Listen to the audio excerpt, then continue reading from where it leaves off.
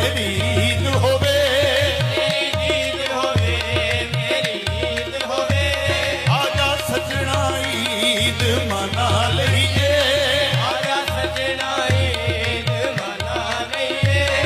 ਇੱਕ ਤੂੰ ਹੋਵੇ ਇੱਕ ਮੈਂ ਹੋਵਾਂ,